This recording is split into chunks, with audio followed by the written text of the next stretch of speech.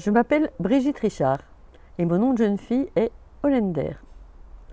Aujourd'hui, cela a son importance puisque je vais vous raconter une histoire, une belle histoire, celle de mon papa, Berthold Hollander.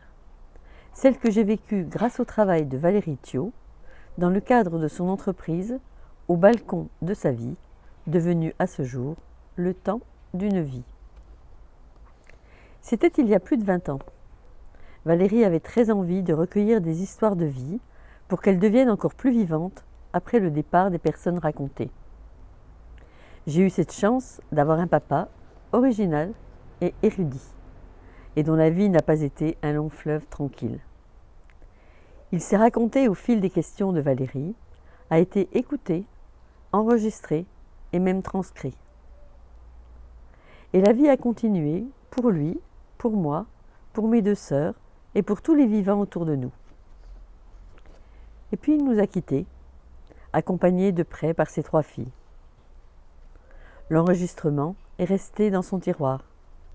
J'avais peur d'entendre sa voix et de m'effondrer. Quelques années après son décès, j'ai commencé à lire l'écrit. Ce n'était pas vraiment lui. Et puis un événement me poussa à écouter l'enregistrement. Nous avions été contactés par le musée de la Résistance de Besançon, qui souhaitait avoir des témoignages concernant notre papa. Une date était fixée, il fallait auditionner ces cassettes avant le rendez-vous. Et c'est là que démarre le plaisir de la découverte de ce trésor dont parle Valérie. J'ai commencé à écouter la première cassette, seule dans mon bureau, presque cachée, car je craignais d'être effondrée. Et puis non, je fus émue, très émue, mais avec l'envie d'aller plus loin, d'écouter ce récit encore et encore.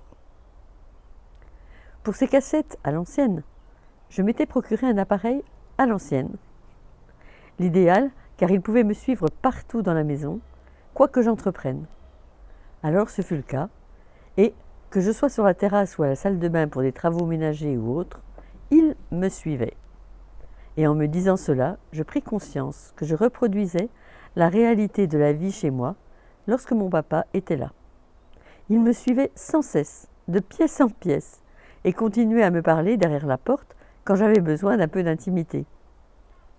Et cette pensée me fit rire, non pas rire de son absence, mais de sa presque présence. Et je pus profiter de son récit de vie, qui ressemblait, par ses digressions, à la façon dont il parlait toujours.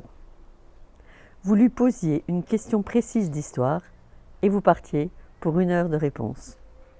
J'avais retrouvé mon papa de toujours.